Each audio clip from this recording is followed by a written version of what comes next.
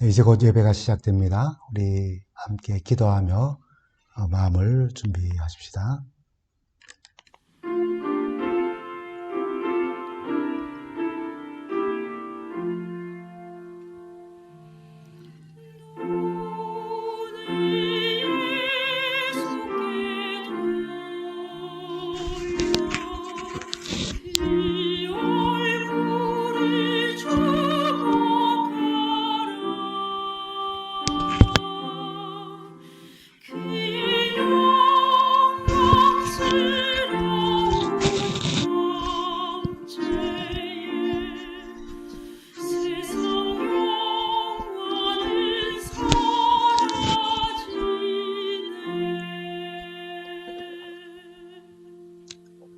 우리 찬미 203장 찬미를 함께 부르겠습니다.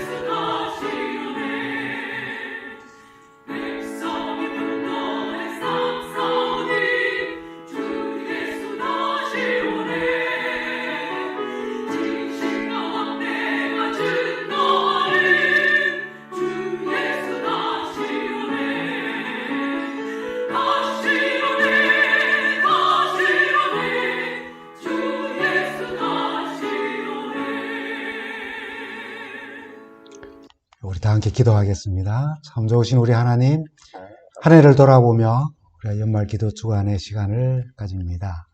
주님의 용서하시는 은혜가 너무 커서 정말 우리가 감사함으로 또 우리 기도주일을 보냅니다. 우리가 하나님의 은혜와 또 주님 십자가 사랑으로 용서받았다는 사실뿐 아니라 용서받은 우리가 서로를 용서하며 살아가도록 주의 능력을 우리에게 더하여 주시옵소서. 또한 용서받은 기쁨을 우리에게 주신 사명을 나누고 전함으로 용서의 기쁨 또한 함께 나누어지게 하여 주시고, 오늘 우리에게 나누어지는 말씀으로 우리가 새 힘을 얻도록 주님 도와주시옵소서. 하나님의 말씀이 우리의 삶을 변화시키는 능력이 되게 하여 주시기를 예수님의 이름으로 간절히 기도합니다. 아멘. 성도 여러분, 또 한 주간 잘 지내셨습니까?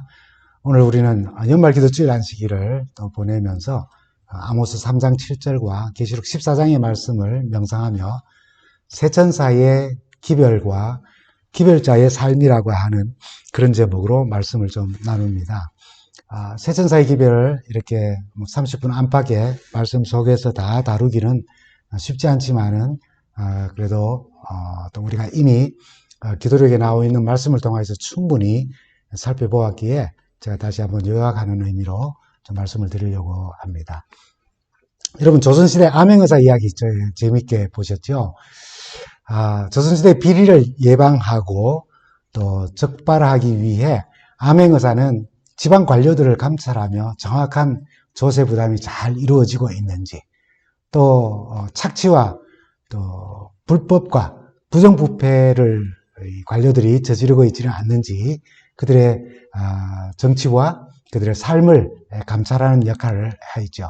그럼 춘향전의 이몽룡을 생각하면 그가 깜짝까지 자신의 신분을 속이고 그리고 나쁜 짓을 하는 사토를 현행범으로 잡기 위해서 거지인 척하고 위장하다가 결정적인 순간에 우리가 아주 재밌게 보는 장면이죠. 암행어사 출도요 이렇게 외치며 탐관오리들 그리고 특별히 사또와 그리고 그에게 아부하는 이방을 사로잡는 그 순간은 참 스릴이 있고 정말 재미있었던 그런 기억을 가지고 있습니다. 보통 암행어사 출도요라고 외치며 관군들이 이 관야로 뛰어들어가는 그런 모습을 우리가 암행어사의 일 가운데 하나로 이렇게 떠올리지만은 실제 이 암행어사는 일이 굉장히 어렵고 또 위험한 직업이었다는 것입니다.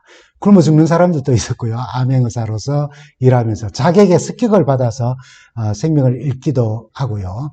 또 독살로 추정되는 죽음도 있었다는 그런 기록들도 있습니다. 아무리 자신의 신분을 몰래 감추고 아무에게 이야기하지 않았다고 생각하고 지정된 고을로 내려가지만은 이미 이 암행어사가 그곳에 온다는 소식과 함께 어떤 때는 인상착의까지 다 자세히 그 지방 이렇게 뭐라고 합니까 관료들에게 알려지는 그래서 미리 준비하게 하는 그런 일들도 있다고 합니다. 문인 출신인 이 다산 정약용과 또 추사 김정희 같은 분들도 이 암행어사로서 임금을 위해서 봉사를 하였는데요.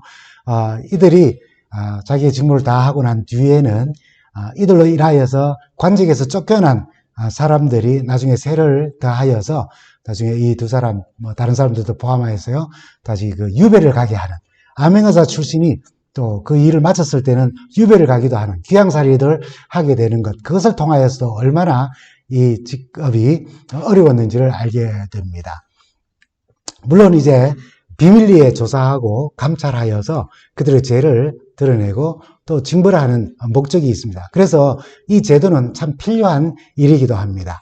근데 우리 하나님께서는 아모스 3장 7절에 당신이 일하시는 방법을 이렇게 소개를 합니다.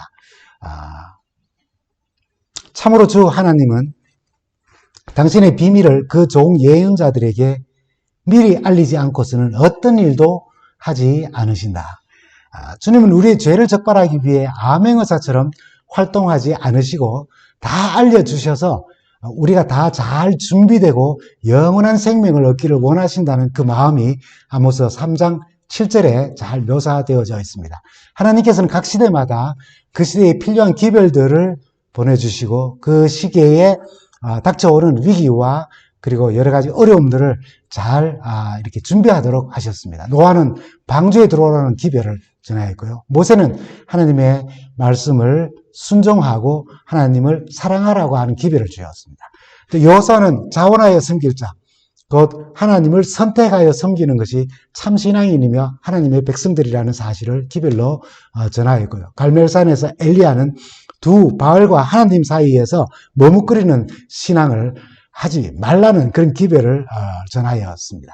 요나는 이방 땅에까지 가서 니느웨에서 그들을 향해 겸비한 마음으로 하나님을 향하여 마음을 돌이키고 회개하는 마음으로 돌아오라는 그런 기별을 전하였죠. 하박국 선지자는 바벨론으로 포로로 잡혀갈 그 무서운 형벌 가운데서도 하나님의 목적은 어떤 일이 있다 할지라도 당신의 계획한 일들을 그대로 이루실 것이기 때문에 그 믿음을 가지고 하나님의 뜻은 성취된다는 그런 마음으로 오직 의인은 믿음으로 살리라는 그런 기별을 전하였습니다. 예레미야는 포로로 잡혀간 희망이 없는 그 이스라엘의 백성들을 향하여서 하나님의 끊임없는 그 사랑이 우리에 계속해서 내려지기 때문에 현재의 비참한 상황, 이 포로된 상황에서도 70년이 지나면은 석방이 되어서 다시 고국으로 돌아올 희망을 전하며 준비하게 하였습니다. 침례요한은 천국이 가까워왔음을 선포하며 회개의 기별을 전하였고 예수님은 수많은 징조들을 통하여서 주님께서 이 땅에 다시 오실 것에 대하여서 기별을 또 전하셨습니다. 제자들과 바울과 신약의 모든 제자들은 회개하고 돌이켜 죄 사함을 받고 성령의 충만함을 받으라고 그렇게 기별을 전했습니다. 믿음의 의의 기별을 전했습니다. 주님을 닮는 그런 품성을 가지고 품성의 변화를 꾀하라고 기별을 전했어요. 다시 오시는 주님을 맞을 준비하며 살라고 그에 맞는 기별들을 전하였습니다. 아모스 우리 3장 10절의 말씀, 주 여호와 하나님은 당신의 비밀을 그종 예언자들에게 미리 알리지 않고서는 어떤 일도 하지 않으신다라고 하는 이 말씀처럼 하나님은 자신의 일을 다 공개해 놓으셨습니다. 미리 말씀하시고 또 말씀하신 대로 행하시지 갑작스럽게 행하지 않으신다는 거예요. 그래서 여러분 홍수 사건을 우리가 다시 한번 생각해 보십시다. 노아를 통해 120년간 기별을 전하셨어요. 미리 알려주셨습니다.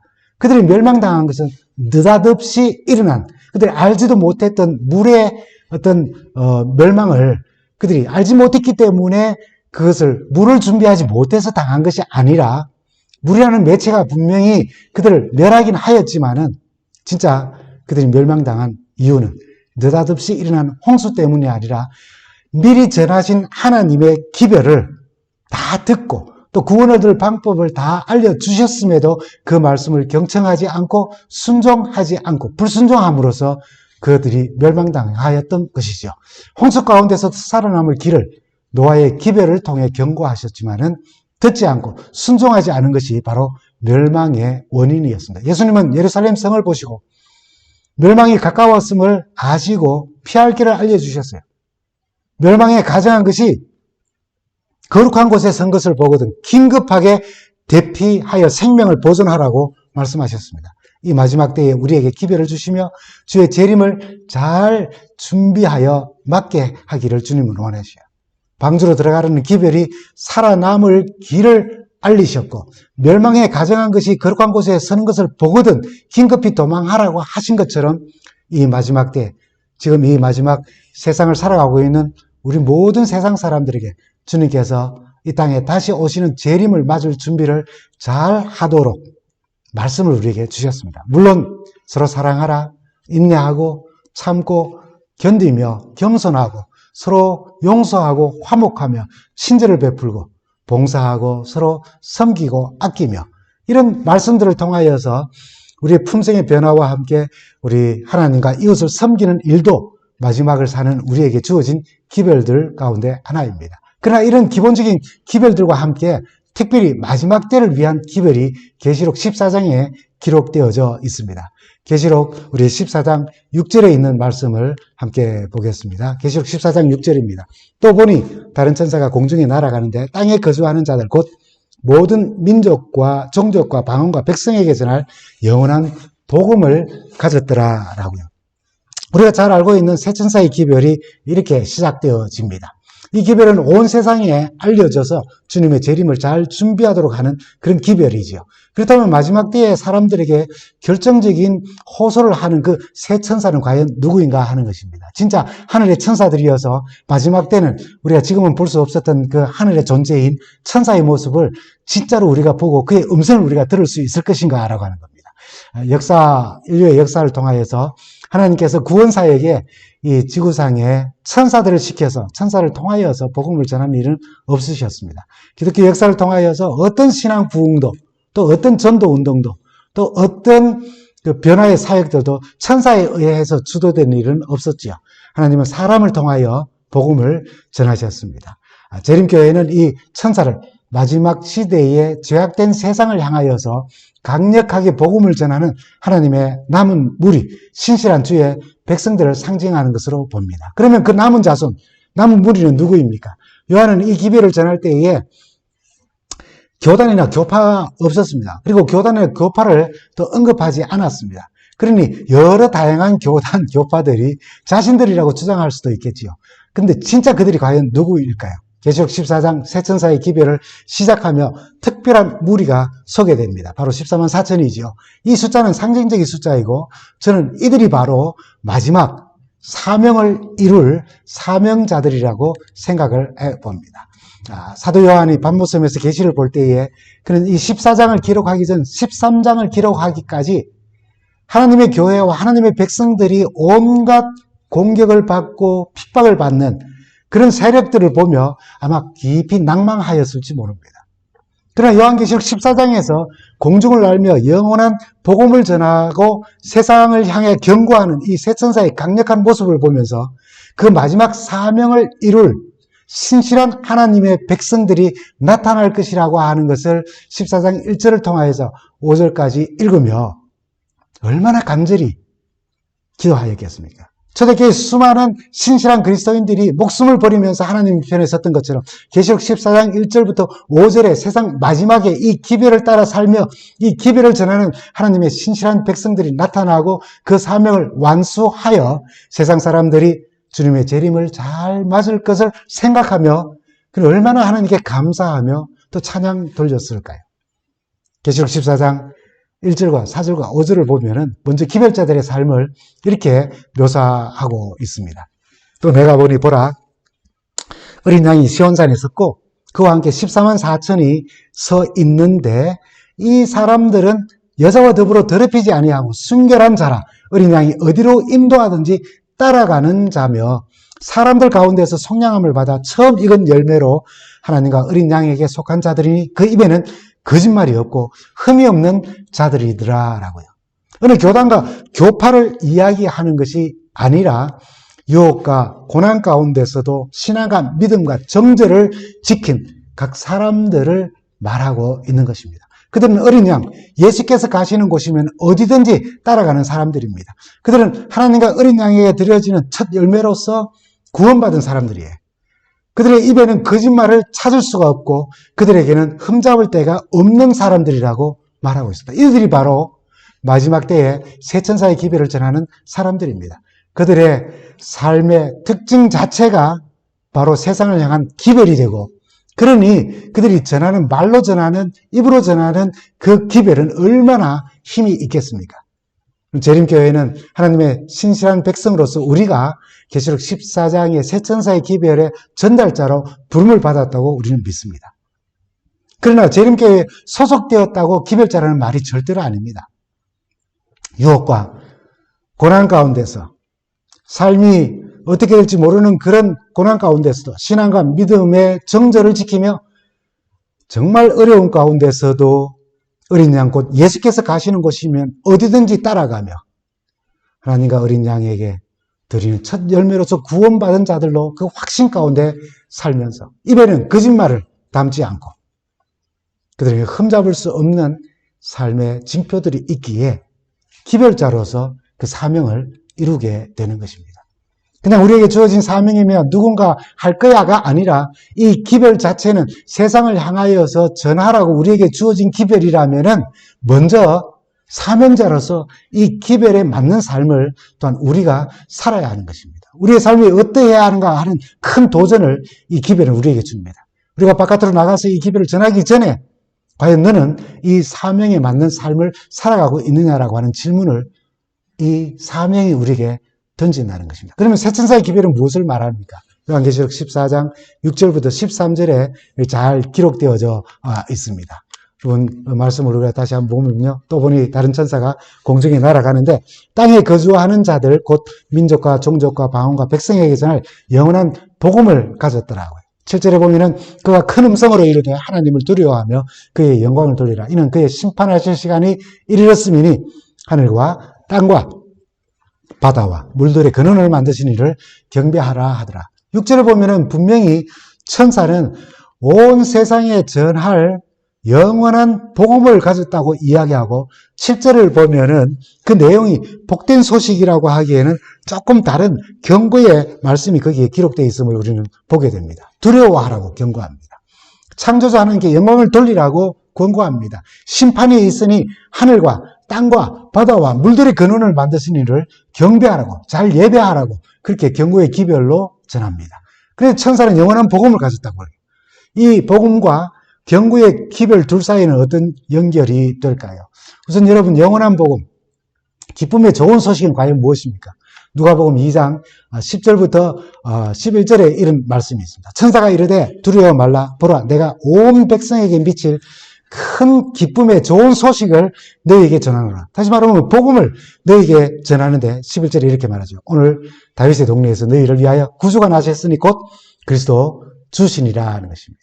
이 말씀에 의하면 구주가 나셨다는 소식이 큰 기쁨의 좋은 소식인데 그 구주가 하시는 일을 마태복음 1장 21절에는 이렇게 소개합니다. 아들을 낳으리니 이름을 예수라 하라. 이는 그가 자기 백성을 그들의 죄에서 구원할 자시라고 그렇게 말합니다.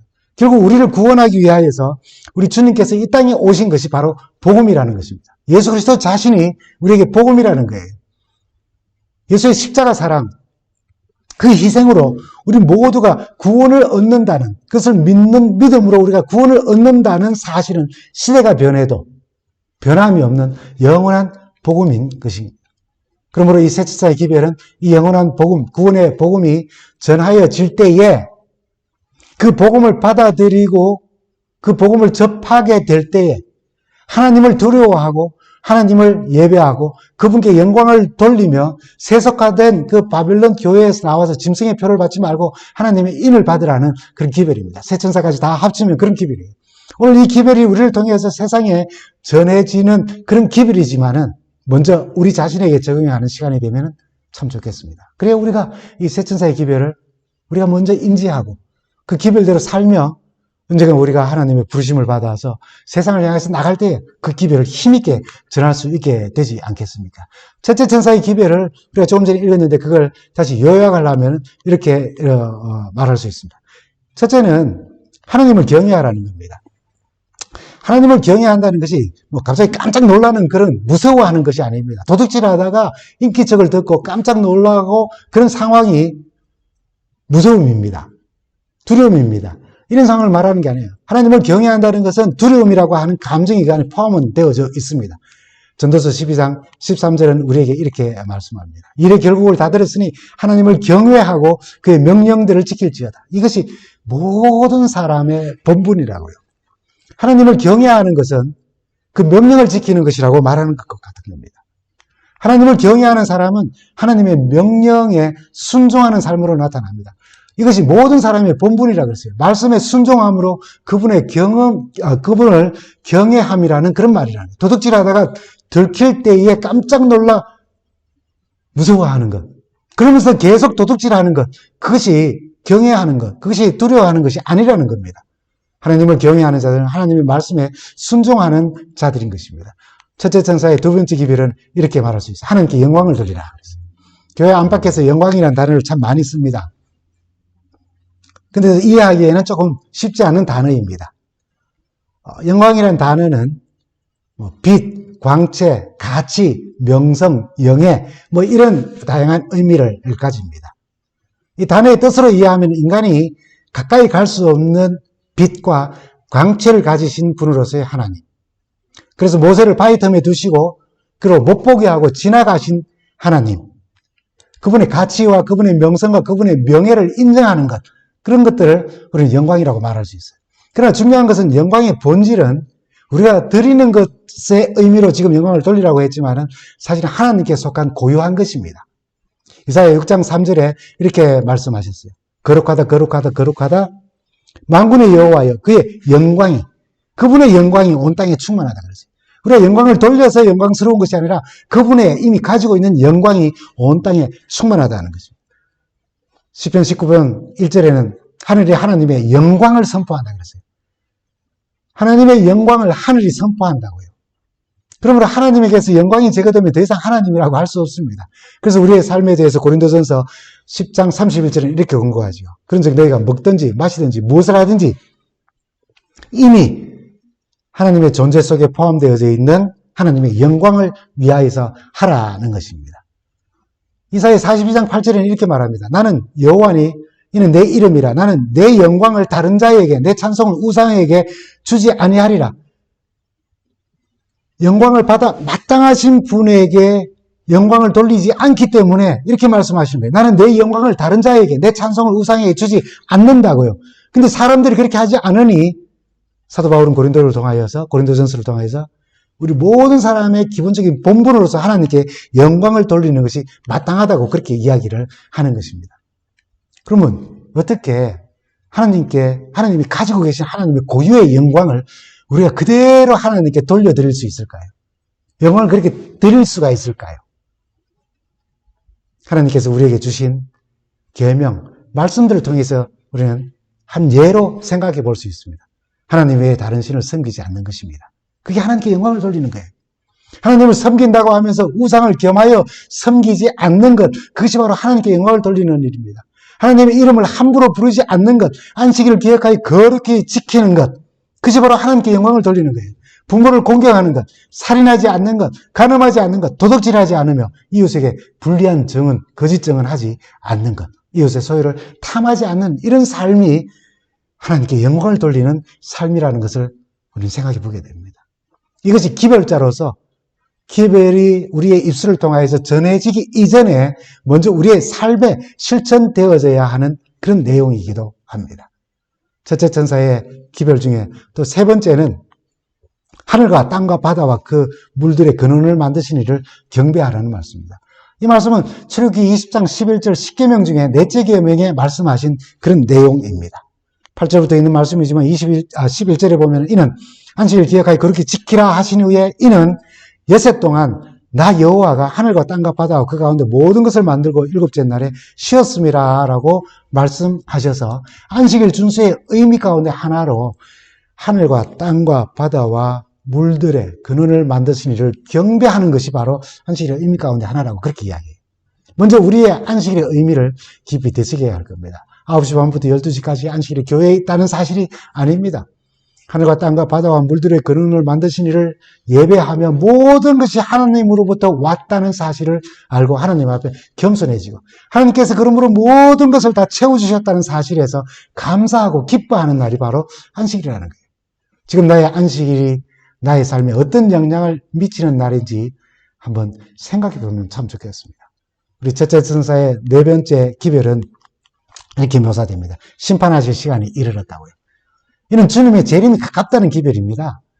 베드로의 메시지가 우리에게 아주 더욱 의미 있게 다가옵니다. 심판하실 시간이 가까웠다라고 하는 생각을 할 때에 베드로서 3장 10절에서 11절에 보면은 그러나 너희는 주님의 날은 도적같이 올 것입니다. 모든 일은 드러날 것입니다. 여러분은 어떠한 사람이 되어야 하겠습니까? 거룩한 행실과 경건함으로 살아가며 주의 재림을 기다리며 준비하는 삶을 살아가는 것입니다. 이것이 바로 첫째 천사의 기별이며 또한 우리의 삶이 되어야 하는 것이죠. 이제 둘째 천사의 기별을 한번 살펴보겠습니다. 계시록 14장 8절에 있는 말씀입니다. 또 다른 천사가 곧 둘째가 그 뒤를 따라 말하되 무너졌도다 무너졌도다 큰 성 바벨론이여 모든 나라에게 그 음행으로 말미암아 진노의 포도주를 먹이던 자로다 라고요. 이 기별을 짧게 요약을 하면은 바벨론에서 이제 나오라는 것입니다. 바벨론이 무너진다는 거죠. 바벨이란 말은 원래 신들의 문이라고 하는 그런 뜻입니다. 이 바벨탑과 연관이 되면서 이제 혼돈 또는 혼합 혹은 혼잡 이런 의미를 가지게 되었습니다. 우리가 고대 바벨론은 니무롯에 의해서 건설되었고 신바벨론은 우리가 느부갓네살 왕과 연관지어서 기억을 합니다. 그런데 요한은 이 기별, 이 예언의 말씀을 기록할 당시에 요한이 이 기별의 말씀을 기록할 당시에는 바벨론은 멸망하여 이 세상에 존재하지 않고 있었어요. 지금도 그렇지만. 그러므로 여기 바벨론은 상징적으로 쓰였음에 분명합니다. 베드로전서 5장 13절에 보면은 베드로도 여러분과 함께 택하심을 입은 바빌론에 있는 자매교회와 나의 아들 마가에게 여러분에게 문안합니다. 라고 하죠. 이 바벨론에 있는 교회는 로마에 있는 교회라는 그런 말입니다. 한 나라로서 바벨론이 멸망한 후에 요한이 활동하던 초대교회 그리스도인들은 그들을 핍박하던 로마를 바벨론이라고 불렀습니다. 바벨론은 하나님을 적대하는 나라였습니다. 하나님의 백성을 괴롭히는 세력들이었죠. 바벨론은 예루살렘을 함락시키고 솔로몬의 성전을 불태웠으며 수많은 사람들을 죽이고 포로로 끌고 갔습니다. 바벨론이 멸망한 후에 로마가 하나님을 대적하며 신실한 그리스도인들을 박해하고 목숨을 빼앗아 갔기에 초대교인들은 로마를 바벨론이라고 그렇게 칭한 것입니다. 지금 실제 바벨론도 또는 바벨론으로 상징된 그리스도인들을 핍박하는 로마도 없는데 그럼 지금 바벨론은 누구일까요? 바벨론의 정체를 알 수 있는 힌트를 요한은 이렇게 기록을 합니다. 조금 전에 읽었던 요한계시록 14장 8절에 있는 말씀입니다. 무너졌도다 무너졌도다 큰 성 바벨론이야. 모든 나라에게 그의 음행으로 말미암아 진노의 포도주를 먹이는 자로. 그 바벨론은 그 음행을 하고 그가 진노의 포도주를 다 먹이던 그런 자들이라고요. 그리고 계시록 17장 1절에서 5절에 보면은 그 바벨론을 음료로 또 표현하면서 2절에 보면 이렇게 말씀합니다. 땅의 임금들도 그와 더불어 음행하고, 자신만은 음행하는 것이 아니라 영적인 음행을 이야기하는 것입니다. 땅에 사는 자들도 그의 음행의 포도주에 취하게 하였다고 그렇게 말합니다. 그리고 6절에 보면 이렇게 말하죠. 내가 보면 이 여자가 음녀이고 바벨론인 이 여자가 성도들의 피와 예수의 증인의 피에 취하였다고 그도 그렇게까지 이야기합니다. 엄청난 박해로 인해 흘린 피를 그들은 오히려 즐겼다는 그런 말입니다. 그러므로 바벨론은 땅의 임금들에게 음행의 포도주를 취하게 하는 그런 영향력을 끼치면서 배교적인 종교 세력으로 보는 것이 타당합니다. 영적 음행케 하는 세력, 그리고 인해 교회가 하나님의 말씀에서부터 떠나고 바벨론화 되어지는 다른 여러 가지 비성서적인 어떤 진리들을 포함하게 하는 그런 역사들이 일어나고 교회 또한 바벨론화 되어지고 성도들 또한 바벨론화 되어지는 그런 경구의 기별이고 거기서부터 벗어나고 거기에서부터 나오라고 하는 기별이 바로 둘째 천사의 기별인 것입니다. 때로는 그 기별을 하는 우리가 바벨론의 정신을 가질 수가 있어요. 하나님을 대적하기도 하고 또는 이 세상에 하나님의 성서 위에 다른 어떤 것들을 권위로 두고 거기에 마음을 두고 거기에 자신의 신앙의 근거와 뿌리를 둘 수 있다는 것입니다. 바벨론이 무너졌다는 말이 두 번이나 계속해서 반복되면서 무너졌도다라고 표현합니다. 과거로 시제를 이야기해요. 그러나 헬라어 문법상에는 재밌는 표현이 있는데 미래 과거형이라고 하는 말이 있어요. 뭐 그런 말이 우리에게는 없습니다만은 그러나 표현은 있습니다. 여러분 경기를 하다가 보면은 경기를 관전하다가 보면은 그 경기가 뒤집혀지지 않을 상황이 있습니다. 경기가 거의 끝나갈 무렵이 되고 이 경기를 다시 뒤집을 수가 없을 때에 우리가 흔히 뭐라고 이야기합니까? 다 끝났다. 끝이 안 났습니다. 아직 경기하고 있어요. 그러나 우리는 졌다 혹은 이겼다라고 하는 의미로 다 끝났다고 이야기를 합니다. 비록 이 바빌론이 그 정신이 아직까지 남아있고 그 역사가 계속 되어지고 있음에도 불구하고 끝났다는 것입니다. 성서는 그렇게 말하고 있어요. 바벨론이 무너졌다고 이야기합니다. 다 끝나고 말 것이라고 이야기하는 것입니다. 비록 마지막 때에 영적 바벨론은 하나님께 대한 불순종과 성도들에 대한 핍박으로 극성을 부릴 것이지만은 그리고 전 세계를 움직이는 세력들을 다 이렇게 영향력을 주어서 자신이 원하는 일을 할 것이지만은 분명하고 확실한 것은 무너진다는 것입니다. 그래서 거기서 나오라는 거예요. 그것이 바로 둘째 천사의 기별입니다. 이제 셋째 천사의 기별을 우리가 봅니다. 9절에서 11절까지 있는 말씀입니다. 또 다른 천사 곧 셋째가 그 뒤를 따라 큰 음성으로 이르되 만일 누구든지 짐승과 그의 우상에게 경배하고 이마에나 손에 표를 받으면 그도 하나님의 진노의 포도주를 마시리니 그 진노의 잔에 섞인 것이 없이 부은 포도주라. 거룩한 천사들 아까 어린 양 앞에서 불과 유황으로 고난을 받으리니. 셋째 천사의 기별은 바벨론에서 나오라는 기별을 거절하고 그게 머물면서 있는, 그래서 짐승의 표를 받는 모든 사람들에게 심판이 임할 것이라고 말하고 있습니다. 그 기별을 요약하면은 짐승과 그 우상에게 경배하면서 짐승의 표를 받지 말라는 것입니다.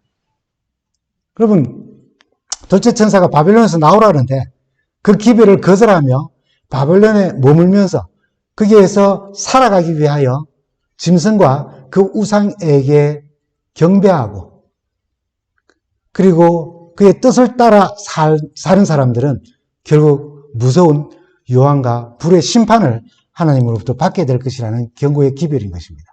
짐승의 표가 무엇입니까? 상당히 많은 적용들이 있어 왔습니다. 또 앞으로 어떤 새로운 적용들이 거기에 있을지 모르겠어요. 계시록 13장에서 짐승의 표가 이미 소개되었습니다. 짐승에게 경배하며 굴복하고 그에게 속했다는 의미를 가집니다. 그에 반하여 하나님께서도 당신의 신실한 백성들을 구별하기 위해 하나님의 인을 치신다는 그런 기록이 있습니다. 계시록 7장에서 하나님의 종들의 이마에 인치는 사업이 있고 계시록 9장에는 다섯째 나팔이 불려질 때 그리고 재앙이 내려질 때 하나님의 인을 받은 자들은 그 이마에 인을 받은 자들은 해하지 말라고 하여서 하나님의 백성을 구별하심이 거기에 기록되어져 있습니다. 짐승의 표가 짐승에게 굴복하며 그에게 속하였다는 것을 말하는 것처럼 하나님의 인은 하나님이 자기 백성을 아신다는 표시이고 자기 백성을 구별하신다는 것이고 그 입맞은 자들은 참 하나님이 참 신이 누구인지를 아는 것, 그래서 하나님께 속했다는 것을 의미하는 것이 바로 인입니다. 짐승의 표를 이해하기 위해서 하나님 인에 대해서 잠깐만 좀 살펴보겠습니다. 디모데후서 2장 19절에 있는 말씀입니다. 인침이 있어 일렀으되 주께서 자기 백성을 아신다 하며, 인의 의미가 바로 이것입니다. 인을 친다는 것은 주께서 자기 백성을 아신다는 거예요. 그 백성들은 또한 하나님을 아는 표가 되는 것입니다. 무엇이 하나님께서 당신의 백성을 구별하고, 구별된 백성들은 자신을 구별한 하나님을 바로 아는 표가 될까요? 에스겔 20장 20절입니다. 또 12절에도 있고 출애굽기 31장 13절에도 나옵니다. 또 나의 안식일을 거룩하게 할지어다. 이것이 나와 너희 사이에 표징이 되어 내가 여호와 너희 하나님인 줄을 너희가 알게 하리라. 나의 안식일을 거룩하게 하는 것은 바로 너와 나 사이의 표징이 되고 내가 너를 알고 네가 나를 아는 표시가 된다는 것입니다. 왜 하필이면 하나님께서 10계명 중에 넷째 계명 안식일을 계명으로 서로를 안다는 표로 삼으셨을까요? 첫째 계명서부터 셋째 계명, 아무 신도 다 첫째 계명에서도 셋째 계명을 다 주장할 수 있어요. 나 외에 다른 신 섬기지 마라. 예, 다른 귀신들도 다 할 수 있습니다. 나 말고 다른 우상 만들지 마라. 왜 다른 신들도 할 수 있어요. 내 이름을 함부로 부르지 말라. 왜? 세상의 모든 신들이 그렇게 말할 수 있습니다. 저희 부모님도 5째 계명에서 10째 계명을 주장할 수 있어요. 내가 너에게 가르치는 계명이라고. 그러나 그 어느 신도, 그 어느 부모도 넷째 계명을 주장할 수가 없는 것입니다. 왜 그렇습니까? 이 세상을 창조하신 분, 오직 하나님 한 분이시기 때문에 그래요. 그러므로 하나님, 당신을 잘 기억하도록 하기 위해서 창조주이신 하나님으로 기억하도록 하나의 표를 주신 것인데, 그것이 바로 안식일을 지킬 때마다 바로 우리가 그것을 상기하는 것입니다. 그러므로 하나님도 당신의 하나님 되심을 증거하고, 하나님의 백성들도 우리가 하나님이 하나님 되시다는 것, 우리가 그의 백성이라는 표징, 징표로서 우리는 안식일을 지키는 것입니다. 세상 끝에는 두 무리로 나누질 거예요. 첫째 천사의 기별에 창조주 하나님을 경배하는 무리가 있다는 것과 셋째 천사의 기별에 짐승과 그 우상에게 경배하고 있는 무리가 있음을 봅니다. 짐승의 표는 하나님의 인, 하나님의 안식일과 반대되는 개념으로 우리는 이해할 수 있습니다. 짐승의 표는 하나님의 인, 안식일과 반대되는 개념으로 인류의 준수를 우리가 짐승의 표로 볼 수 있습니다. 그렇게 해석할 수 있어요. 최후의 영적 대쟁투가 하나님을 예배하는 것과 하나님의 율법을 순종하느냐 아니면 불순종하느냐에 초점이 맞추어진다면 안식일 준수를 고의로 거부하고 일요일을 준수하는 것은 짐승의 표가 되는 것입니다.